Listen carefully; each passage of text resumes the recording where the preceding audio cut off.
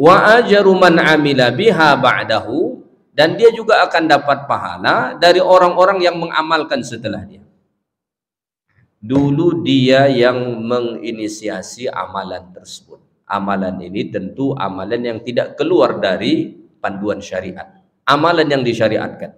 Karena banyak amalan yang disyariatkan dalam agama kita ini belum kita lakukan, belum kita lakukan. Lalu dia kemudian menjadi pelopor, amalan itu diamalkan orang, ditradisikan orang. Maka saat dia melakukan dia dapat pahala, kemudian orang mengamalkan setelahnya, dia mungkin sudah mati, dia tetap mendapat pahala dari situ.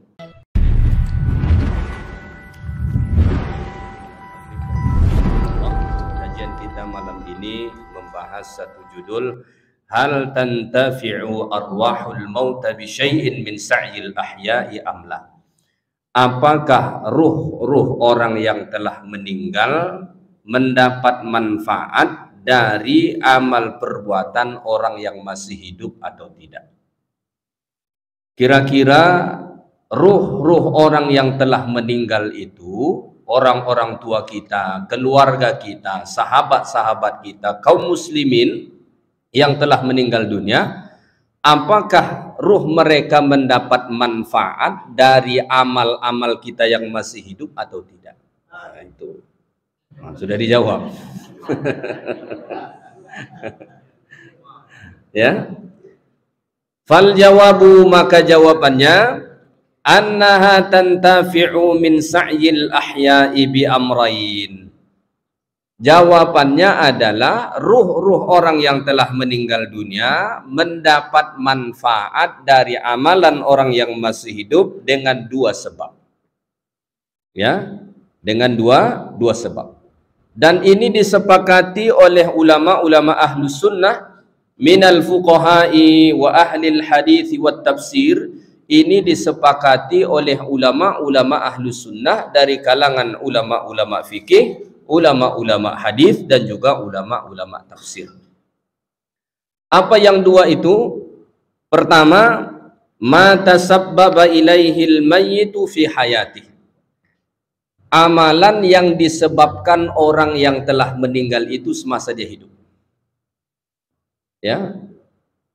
Amalan orang yang hidup yang bermanfaat kepada orang yang telah meninggal itu, pertama yang sampai kepada dia, mendatangkan manfaat kepada dia, disebabkan dia semasa hidup. Ada andil dia sewaktu hidup dengan amalan orang tersebut. Ya, ada andil dia. Mungkin dulu sewaktu dia hidup dia mengajak orang. Dia mati, orang itu masih melakukan amalan tersebut. Jadi ada sebab dia terhadap amalan itu. Ya. Atau mungkin dulu sewaktu dia hidup ada ilmu yang dia ajarkan. Dia sudah mati, orang mengamalkan ilmu itu, maka dia mendapat manfaat. Jadi ada andil dia sewaktu hidup. Maka kalau ada andil kita sewaktu kita hidup ini untuk kemudian orang melakukan amal kebaikan sampai kita meninggal dunia nanti, maka kita akan mendapatkan manfaat dari amal orang yang masih hidup. Ya, mungkin ada guru-guru kita, dulu mereka mengajar kita, dia ajar kita mungkin baca Quran, dia mengajar kita mungkin sholat, ya macam-macam dia ajarkan kita dulu. Sekarang mereka sudah meninggal, kita sholat, kita mengamalkan ilmu yang mereka ajarkan, secara otomatis mereka mendapat manfaat dari amalan kita yang masih hidup ini. Nah, itu yang pertama. Ya, ma tasabbaba ilaihil mayyitu fi hayati. Ya, yang disebabkan si mati sewaktu hidupnya. Ada andil dia terhadap amalan kita itu. Maka itu mendatangkan manfaat kepada ruh orang yang telah meninggal dunia. Wasani, yang kedua, yang mendatangkan manfaat itu doaul muslimina lahu, doa orang muslim terhadap dia. Artinya tidak ada andil dia sama sekali. Dia tidak mengajarkan kita dulu bagaimana cara berdoa. Dia tidak mendidik kita, tapi orang yang hidup itu yang mendoakan dia, maka itu mendatangkan manfaat kepada ruh orang yang telah meninggal dunia, walaupun tidak ada andil dia kita melakukan amalan tersebut. Atau misalnya dia bersedekah untuk kita, ya, dia bersedekah untuk kita, maka itu juga manfaat walaupun tidak ada andil dia. Yang kita sedekahkan itu bukan harta peninggalan dia, bukan dia yang mengajar kita, bukan dia yang mendidik kita, tapi kita sedekah, kita niatkan, ya Allah, pahala sedekahku ini aku hadiahkan untuk ruh fulan bin fulan, sampai, ya, manfaat. Jadi ini dua perkara, dua sebab amalan orang yang masih hidup mendatangkan manfaat kepada ruh orang yang telah meninggal dunia. Pertama, ada andil dia terhadap amalan itu sewaktu dia hidup di dunia. Yang kedua, tidak ada andil dia, tapi inisiatif orang yang masih hidup melakukan amal kebaikan, lalu kemudian kebaikan itu dihadiahkan kepada ruhnya. Itu mendatangkan manfaat, ya. Baik. Dan ini pendapat jumhurul ulama. Ulama berpendapat, mayoritas ulama berpendapat demikian, ya. Famadhabul imami Ahmad wa jumhuris salafi usuluha, maka mazhab Imam Ahmad dan jumhur ulama salaf mengatakan sampai pahala atau sampai manfaat amal kebaikan orang yang masih hidup kepada orang yang telah meninggal dunia. Wa huwa qaulu ba'di ashabi Abi Hanifah, dan itu juga pendapat sebahagian ulama-ulama mazhab Imam Abu Hanifah rahimahullahu taala alaihi, ya. Baik. Fad-dalilu 'ala intifa'ihi bima tasabbaba ilaihi fi hayatihi ma rawahu Muslimun fi sahihihi. Dalil bahwa orang yang telah meninggal dunia mendapat manfaat dari amalan orang yang masih hidup yang dia sebabkan sewaktu dia hidup adalah hadis riwayat Imam Muslim. Jadi kalau orang bertanya, apa dalil bahwa ruh orang yang telah meninggal dunia mendapat manfaat dari amalan orang yang masih hidup, yang mana amalan tersebut ada andil dia dulu di situ? Maka ini dalilnya, hadis riwayat Imam Muslim, ya. Hadis ini sering disalahfahami orang untuk kemudian dia mengatakan, oh, tidak sampai hadiah pahala kepada orang yang telah mati, karena salah memahami hadis ini, ya. Apa hadis itu? Hadis ini sering kita dengar, bahkan mungkin kita hafal. Diriwayatkan dari Abu Hurairah radhiyallahu taala anhu, Rasulullah bersabda, "Idza matal insan," jika manusia itu mati, meninggal, inqata'a amaluhu illa min salas, putuslah amalnya kecuali 3. Ya. Yang putus itu amal dia, bukan amal orang yang masih hidup. Ya. Kenapa putus amal dia? Karena dia sudah mati. Orang kalau sudah mati bisa dia beramal, kita yang hidup ini ngeri-ngeri sedap. 3 hari yang lalu rasanya sudah diantar ke pemakaman, tiba-tiba hadir di majelis ilmu. Oh, bubar kita semua kan? Nah, putus amal dia semua illa min salas, kecuali 3. 3 ini tetap. Kenapa tetap?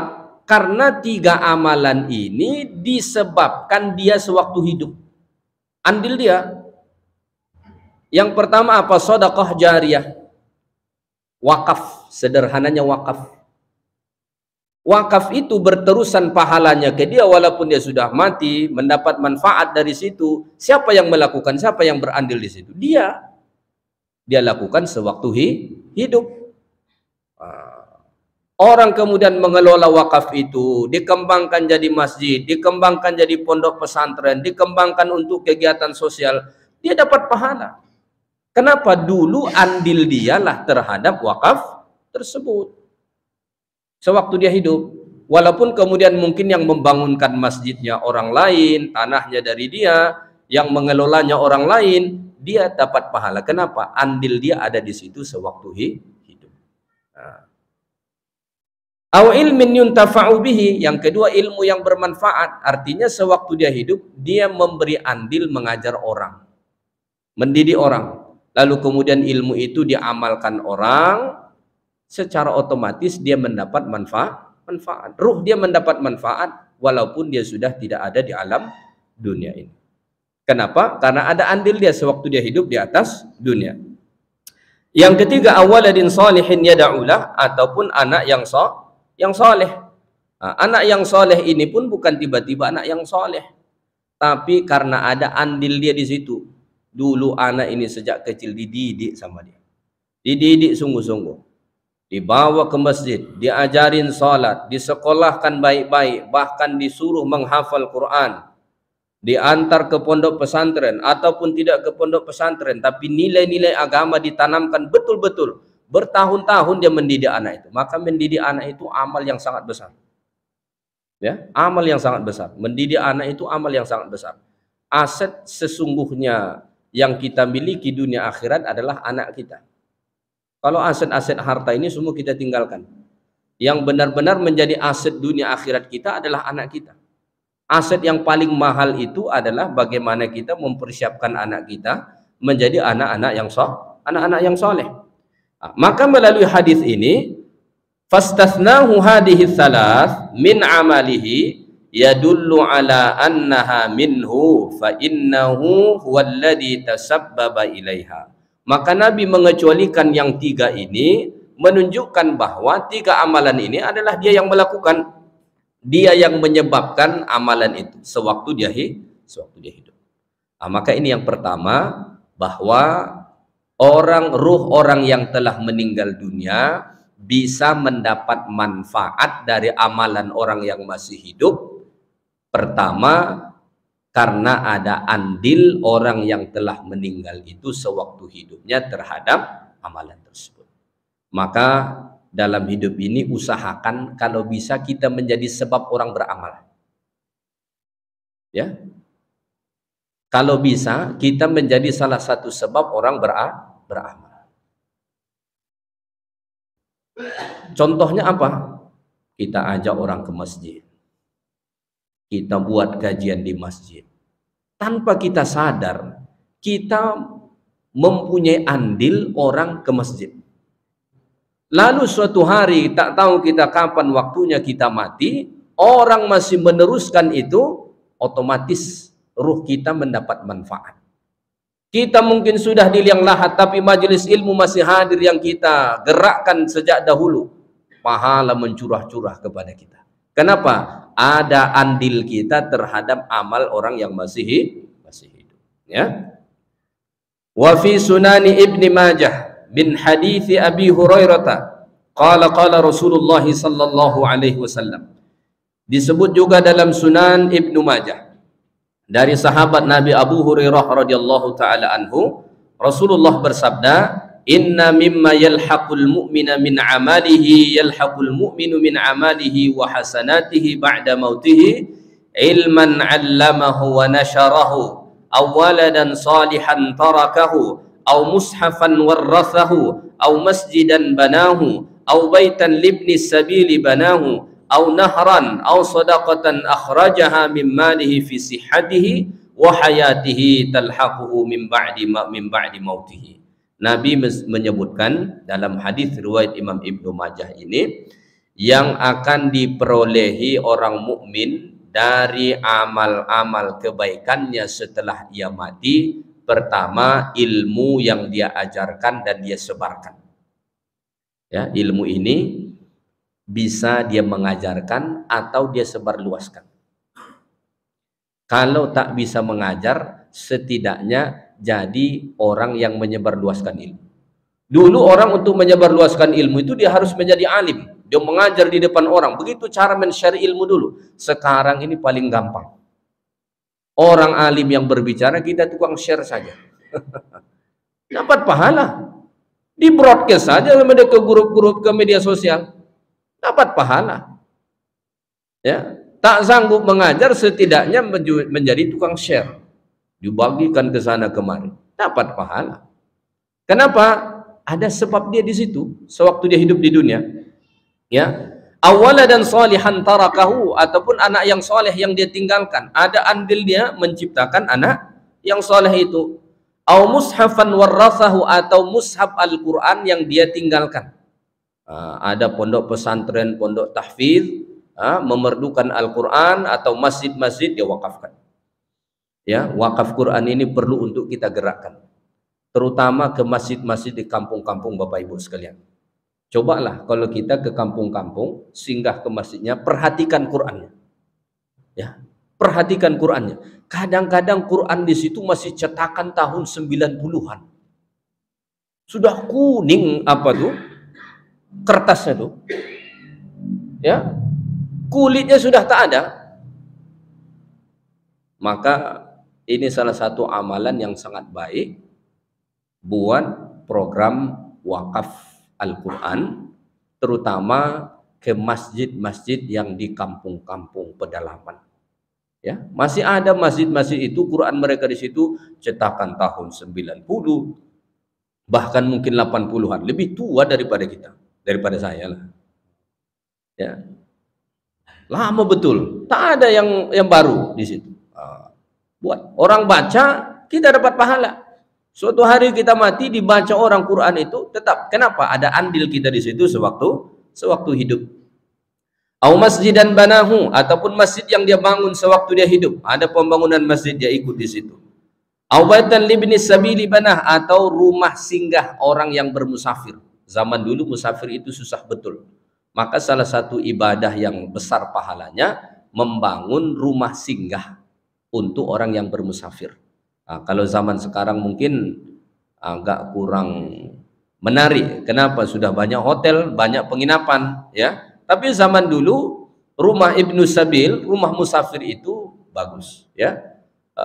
Di Malaysia saya lihat beberapa masjid surau itu masih menyediakan.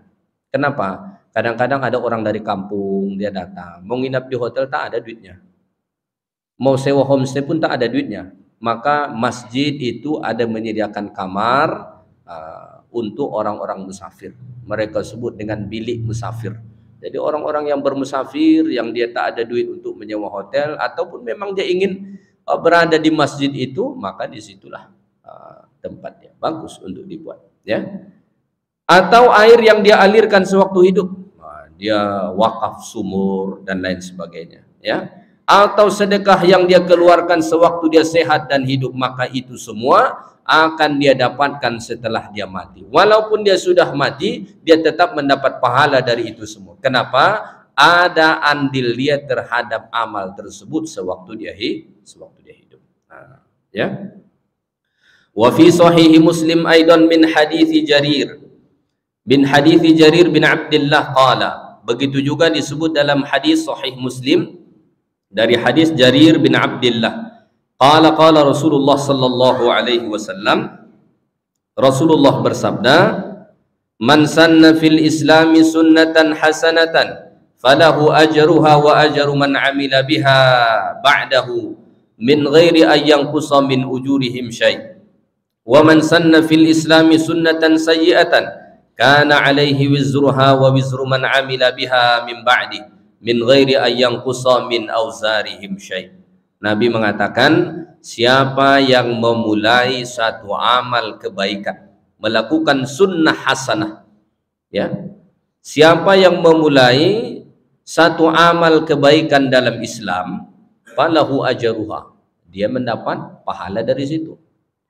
Wa ajru man amila biha ba'dahu, dan dia juga akan dapat pahala dari orang-orang yang mengamalkan setelah dia. Dulu dia yang menginisiasi amalan tersebut.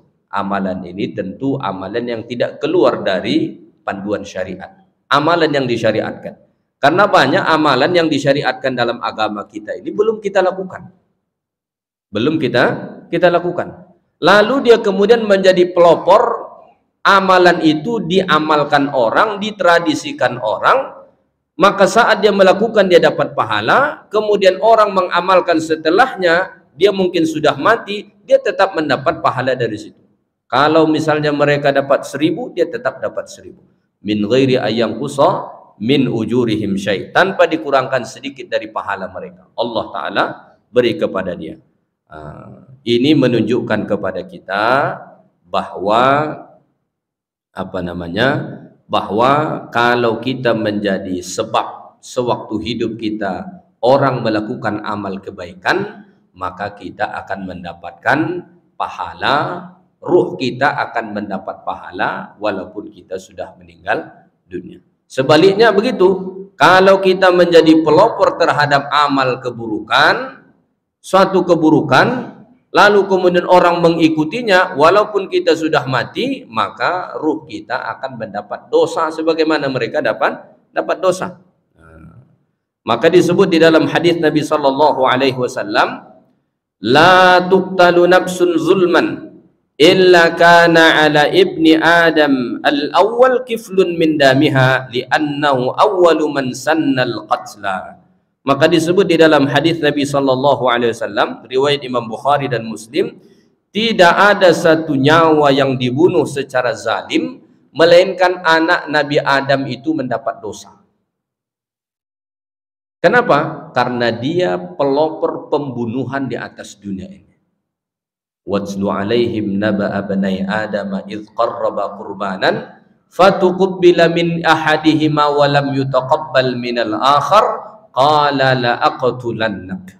Dua orang anak Nabi Adam mempersembahkan kurban kepada Allah. Kurban salah satunya diterima, sedangkan yang satu lagi tak diterima. Maka yang tidak diterima itu berkata kepada yang diterima, la aqtulannak, saya akan bunuh kamu. Akhirnya dia membunuh saudaranya, dan itulah pembunuhan pertama di atas muka bumi ini. Maka siapapun kemudian yang melakukan pembunuhan di atas muka bumi ini sampai hari kiamat, dia dapat bagian dosa. Kenapa? Dia menjadi pelopor terhadap dosa tersebut.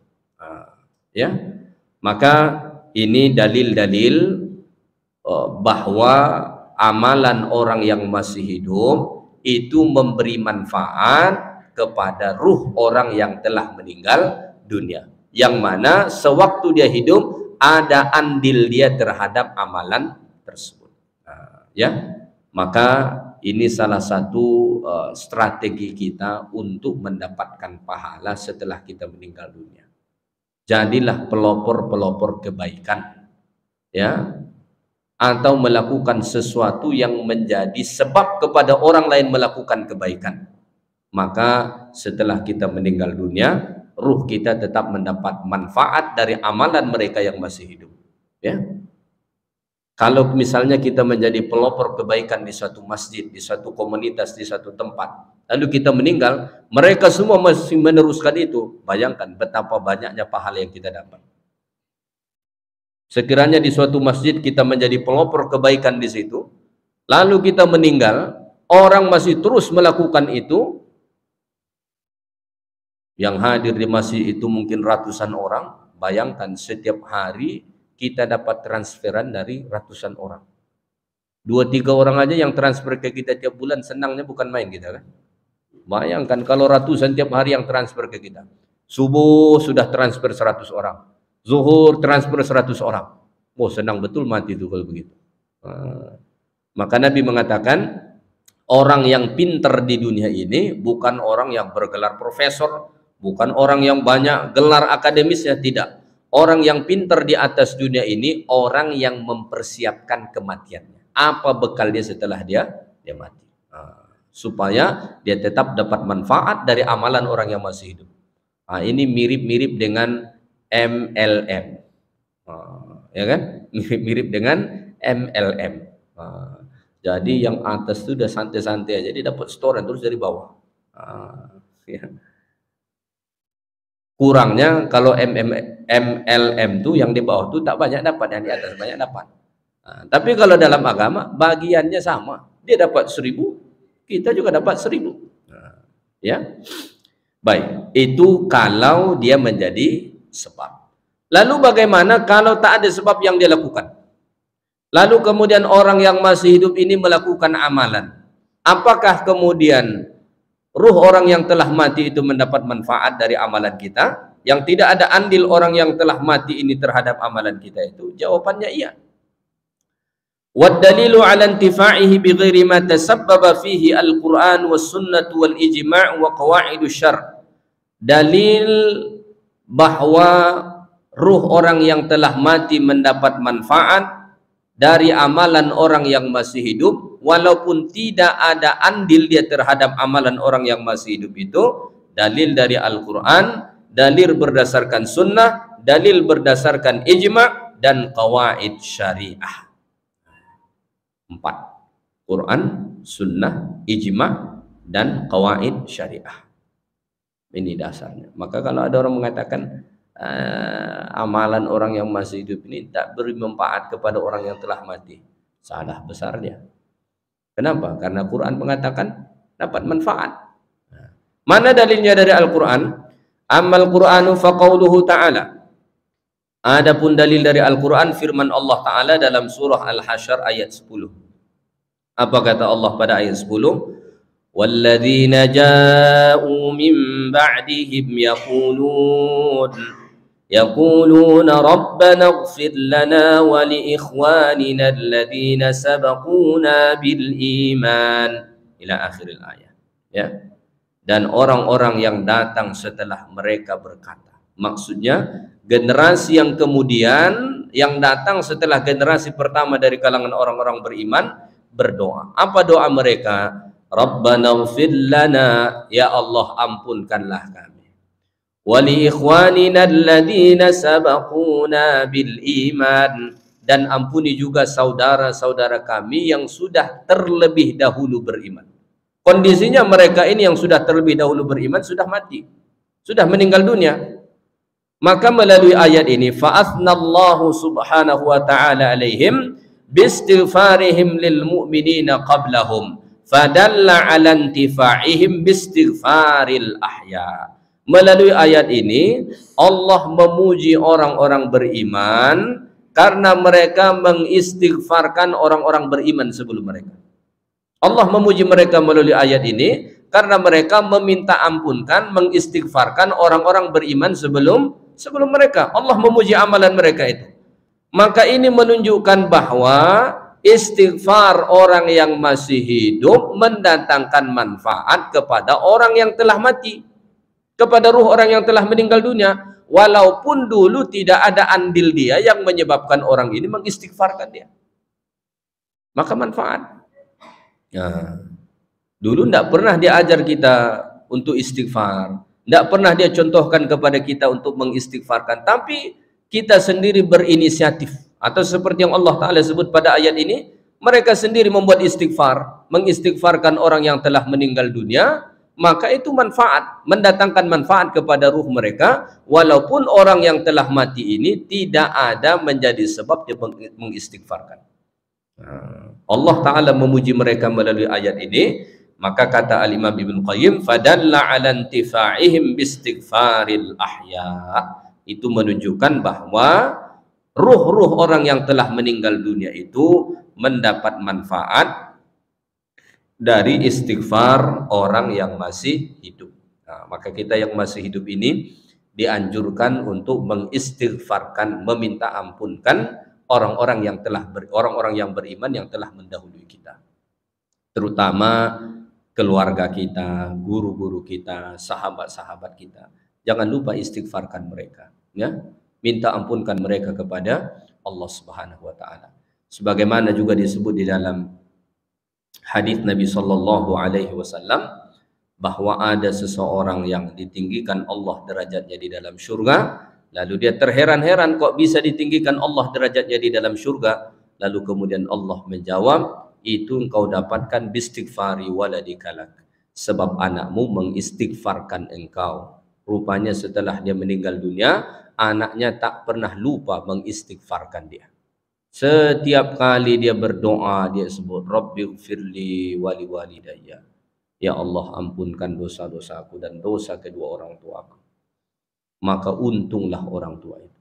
Tidak ada hadiah terindah untuk kedua orang tua kita yang sudah tiada melainkan istighfar dari kita untuk mereka. Mereka sudah tak bisa menambah amal kebaikan lagi, tapi kita yang masih hidup bisa melakukan usaha untuk mengurangkan dosa mereka. Dengan cara apa? Istighfarkan mereka, minta ampunkan mereka kepada Allah Ta'ala. Allah ampunkan dosa mereka, akhirnya berkurang dosanya, ya. Maka doa untuk orang yang telah meninggal dunia itu doa meminta ampunkan mereka supaya Allah maafkan mereka. Mereka sudah tidak bisa menambah amal kebaikannya, maka kita yang masih hidup harus melakukan usaha bagaimana kemudian supaya dosa mereka dikurangkan Allah. Kita ini dalam hidup kalau tak bisa menambah pahala, maka kurangkan dosa. Nah, begitu. Ya, kalau tak bisa menambah pahala, kurangkan dosa. Nah, ya. Baik, jadi itu dalil dari Al-Qur'anul Karim, ya. Baik. Maka berdasarkan kesepakatan umat, ya, qad dalla 'ala intifa'il mayyit bid-du'a ijma'ul ummati 'ala ad-du'a lahu fi salatil janazah. Maka umat Islam bersepakat bahwa ruh orang yang telah meninggal mendapat manfaat dari doa orang yang masih hidup, khususnya pada doa solat janazah. Kita saat mensolatkan jenazah kan kita doakan mereka. Ya. Selain ayat yang tadi, bukti lain bahwa amalan orang yang masih hidup kepada orang yang telah mati, kepada ruh orang yang telah mati mendatangkan manfaat adalah doa saat kita mensolatkan jenazah. Dia tidak ada menjadi sebab kita membaca doa itu. Kita sendiri yang membacanya, kita sendiri yang mengamalkannya, tapi dia dapat manfaat. Wa fi sunan, diriwayatkan, disebut dalam kitab As-Sunan. Kalau disebut dalam kitab As-Sunan, ini maksudnya adalah seperti Sunan Abu Daud, Sunan Ibnu Majah, Ibnu Hibban dan lain sebagainya. Min hadithi Abi Hurairah, hadis dari Abu Hurairah radhiyallahu taala anhu. Qala Rasulullah sallallahu alaihi wasallam, Rasulullah bersabda, "Idza shallaitum 'alal mayyit fa akhlisu lahu du'a." Kalau kamu mensolatkan mayat, mensolatkan jenazah, maka ikhlaskan doa untuknya. Ini menunjukkan bahwa doa orang yang masih hidup, amalan orang yang masih hidup mendatangkan manfaat kepada ruh orang yang telah mati, walaupun dia tidak menjadi sebab kita melakukan itu. Ya, tidak ada andilnya kita kemudian membaca doa itu kan. Tapi manfaat untuk dia. Manfaat untuk dia. Maka oleh karena itu, walaupun alam kita sudah berbeda dengan saudara-saudara kita yang telah mendahului kita, bukan berarti putus hubungan antara kita dengan mereka. Tak putus. Ya, tidak putus. Amalan kita kepada mereka bisa bermanfaat. Ya. Baik, wa fi sahih Muslim, diriwayatkan dalam sahih Muslim, min hadis Auf bin Malik, hadis dari Auf bin Malik, qala sallallahu alaihi wasallam ala janazatin, qala shalla Rasulullah sallallahu alaihi wasallam ala janazatin. Kata Auf bin Malik, Rasulullah mensolatkan seorang jenazah. Ada satu jenazah disolatkan Nabi, dipimpin oleh Nabi. Fahafiztu min du'aihi wa huwa yaqul. Auf bin Malik mengatakan, saya menghafal doa yang Nabi baca saat itu. Dia dengar doa ini dibaca oleh Nabi saat mensolatkan jenazah. Apa doa itu? Ini doa yang biasa kita baca saat mensolatkan jenazah. Pada takbir yang ketiga, bukan rokaat ketiga ya. Dulu kalau saya tak salah, waktu COVID itu ada orang meninggal dunia, yang mensolatkan itu kan mereka nakes-nakes itu kan, ruku dia mensolatkan jenazah. Makanya yang menjadi imam solat jenazah ini harus orang yang pandai. Ya, walaupun dia keluarga jangan paksakan kalau dia tak bisa. Wah, ini kan kita biasa, mana keluarganya, mana anaknya. Kalau anaknya bisa silahkan. Tapi kalau tak bisa serahkan dengan imam saja. Nanti ruku dia bahaya semua kan. Gempar satu kampung kan. Mestinya arba'a takbiratin, dia buat arba'a rakaatin. Bahaya kita kan. Jadi jangan paksakan. Kalau dia tak bisa, jangan paksakan dia. Biarkan imam itu saja. Ya, biarkan imam yang ada. Dan tidak ada kekhususan harus anaknya yang mensolatkan, tidak ada. Dulu zaman Nabi Rasulullah yang memimpin. Kemudian para sahabat, tidak harus keluarganya. Kalau memang ada keluarganya ya silahkan. Ya, kalau ada keluarganya silahkan yang bisa. Tapi kalau kira-kira tidak bisa, serahkan saja ke imam. lebih fasih bacaannya, lebih berilmu dia, serahkan ke dia. Daripada kacau nanti solat jenazah itu jadinya kan. Nah, dia tak pernah mensolatkan jenazah. Ketika bapak dia mati baru dia mensolatkan jenazah. Terkejut dia kan. Solat apa nih tak ada rukuk katanya kan. Baik. Jadi kata Auf bin Malik, fahafiztu min du'aihi wa huwa yaqul, saya menghafal doa yang Nabi baca saat itu. Apa doa yang Nabi baca? Allahumma ighfir lahu warhamhu. Ya Allah, ampuni dia, rahmati dia. Ternyata setelah kita mati, itu aja yang kita butuhkan. Lain-lain itu kita sudah tak butuh. Sekarang nih kalau kita berdoa, masih banyak permintaan kita dunia. Ternyata yang paling kita butuhkan setelah mati, ampunan dan rahmat Allah. Sekarang kita masih mintanya A, B, C, D, dunia semua. Hanya kalau kita presentasikan doa kita, ada doa orang kalau dipresentasikan 90% dunia, cuma 10% akhirat. Itu pun kenanya di Rabbana atina fid dunya hasanah wa fil akhirati hasanah. Itu pun setengah dunia, setengah akhirat. Lain itu semua dunia semua. Jauh-jauh dia pergi ke Mekah, pergi ke Madinah, sampai di Raudhah, sampai di pelataran Masjidil Haram. Doa dia masih dunia. Ya Allah, anakku belum kawin, dah 35 tahun. Ya Allah, bawakan ke dia jodoh. Ya ilaha illallah. Allah dah cipta jodoh dia sampai masa jumpa juga itu. Masih dunia semua yang ini. Pokoknya anak dia tak kawin dia stres, anak yang dah kawin pun dia stres. Ya Allah, anakku dah kawin, rumah dia tak ada lagi. Ya Allah. La haula wala quwata illa billah. Padahal itu tempat mustajab, yang dia minta dunia semua. Banyak berpuluh juta duitnya habis pergi ke sana. Doa dia cuma dunia sampai sana. Zahirnya tanpa akhirat tapi pintanya dunia. Mestinya doa untuk akhirat kita lebih banyak daripada doa untuk dunia kita. Ternyata setelah kita mati, yang kita butuhkan itu ampunan Allah, rahmat Allah. Sebab itulah Nabi doakan, ya. Allahumma ighfir lahu warhamhu. Ya Allah, ampuni dia, rahmati dia. Wa'afihi wa'fu anhu, maafkan dia. Yang begitu-begitu yang kita butuhkan setelah kita mati. Ternyata kegagahan, kehebatan, ketinggian itu sudah tak ada. Setelah mati ciut cuma ya Allah, ampunanmu ya Allah. Itu tak ada yang lain-lain lagi. Minta ampun, ya. Kalau kita hidup ini masih minta yang lain-lain kita. Wa akrim nuzulahu, muliakan ya Allah tempatnya. Wa wasi' mudkhalahu, lapangkan ya Allah tempatnya. Waghsilhu bil ma'i wassalji wal barad, basuh dia, mandikan dia dengan air, dengan salju, dengan air yang dingin. Wa naqtihi minal khataya, bebaskan dia dari dosa-dosanya. Kama naqaita thawbal abyadha minad danas, sebagaimana engkau sucikan baju yang putih dari kotoran.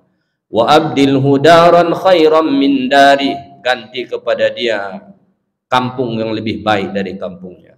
Wa ahlan khairan min ahli, keluarga yang lebih baik dari keluarganya. Wa zawjan khairan min zawji, pasangan yang lebih baik dari pasangan dunianya. Wa adakhilhul jannah, masukkan ia ke dalam syurga. Wa'idhu min azabil qabri wa min azabin nar, selamatkan ia ya Allah dari azab kubur dan azab api neraka. Ini Nabi baca saat Nabi memimpin sholat jenazah, didengar oleh sahabat Auf bin Malik dan diriwayatkan Imam Muslim hadis ini. Maka ini doa saat mensolatkan jenazah. Ustaz panjang betul, tak hafal saya. Baca saja Allahumma ighfir lahu warhamhu wa'afihi wa'fu anhu. Tak apa, baca itu. Kita ni yang panjang-panjang tak hafal. Kalau tak hafal yang panjang, pendek pun jadilah. Yang penting doakan saja diampunkan Allah, dirahmati Allah, dimaafkan Allah. 3 itu yang paling kita pentingkan setelah kita mati. Yang lain-lain itu kita sudah tak butuh. Yang ternyata yang kita butuhkan ampunan Allah, rahmat Allah, maaf dari Allah. Kenapa ini yang paling kita butuhkan? Ternyata banyak betul salah kita waktu kita hidup. Sadar kita setelah mati. Congkak betul dulu waktu dia hidup. Setelah mati baru sadar, ya Allah, sebentar lagi aku disantap cacing tanah itu. Minta ampun ya Allah. Sebentar lagi kena cambuk pukul malaikat mungkar dan nakir itu. Satu aja lagi permintaan saat itu, minta ampun ya Allah, minta ampun, minta ampun. Di dunia ini masih songong dia. Kenapa? Masih bernafas. Ulama mengatakan hidup ini hanya nafas. Antara hidup dan mati itu hanya nafas. Sekarang bernafas, kalau mati tak bernafas lagi. Maka bisa jadi sekarang kita masih bisa menghirup, setelah ini sudah tak bisa lagi. Mudah-mudahan besok masih bernafas kita semua. Jangan sampai terdengar kabar innalillahi wa inna ilaihi rajiun, fulan sudah tak bernafas. Mudah-mudahan besok kita masih bernafas. Ya. Maka para ulama mengatakan hidup ini hanya antara nafas. Ya. Maka orang yang mati itu sedetik sebelumnya dia masih bernafas, detik berikutnya sudah tak bernafas. Itu saja. Nafas itu kan pendek-pendek saja.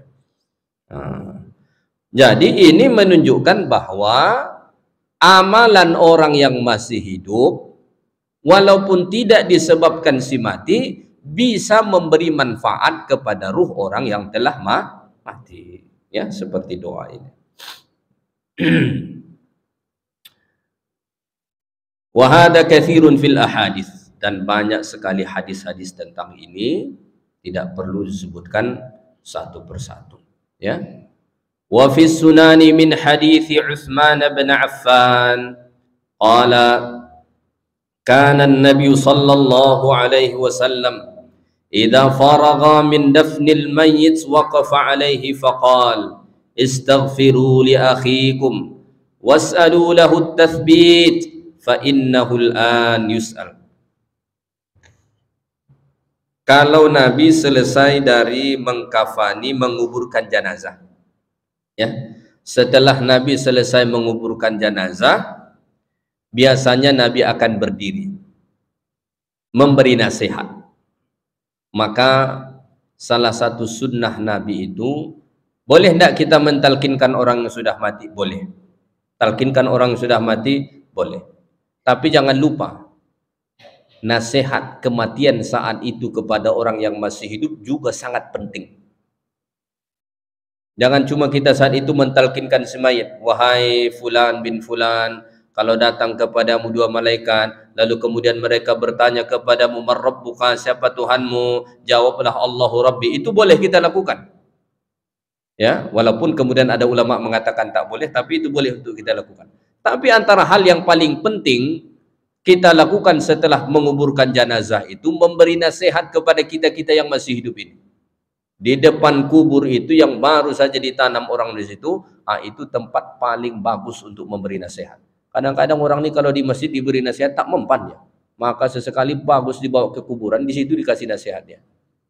Makanya ngasih nasihat ke orang ini kadang-kadang tengok tempat juga. Di kedai kopi tak mempan, di pasar apalagi, di tempat hiburan lebih parah lagi, tak mungkin. Di masjid pun tak mempan, bawa dia ke kubur, suruh dia berdiri di depan kubur, baru kasih nasihat. Kadang-kadang begitu harus mempannya. Ya, maka setelah Nabi menguburkan jenazah, Nabi berdiri, waqafa alaihi faqal, Nabi akan tegak berdiri dan berkata, istaghfiru li akhikum, minta ampunkan dosa-dosa saudara kamu. Maka Nabi itu tidak menganjurkan setelah dikubur jenazah langsung pulang. Ya, singgah di situ dulu sebentar. Apa yang penting? Pertama, istaghfiru li akhikum, buat istighfar untuk dia, minta ampunkan dia. Maka kita pun berdoa. Ada orang bertanya-tanya, tadi waktu sholat sudah didoakan, sebelum dimasukkan ke kubur didoakan, ini sudah ditanam masih doa lagi, tak habis-habis doa untuk dia. Dia ini lagi getirnya dalam perjalanan dia. Maka Nabi mengatakan, istaghfiru li akhikum, minta ampunkan saudara kamu ini. Was'alu lahu tathbit, minta kepada Allah supaya Allah sabitkan lisan dia menjawab pertanyaan malaikat. At-tathbit. At-tathbit itu supaya lisannya tetap bisa menjawab pertanyaan-pertanyaan malaikat itu. Pertanyaan malaikat ini tak bisa dihafal sebelum mati. Kita hafal pun lupa itu. Kalau amal kita tidak menjaganya. Maka yang menghafal jawaban untuk malaikat itu adalah amal kita, bukan hafalan kita. Ini sebelum dia mati, persiapan mati di siapa Tuhanmu Allah, siapa Nabimu Muhammad. Kalau tak didukung oleh amal, lupa itu semua.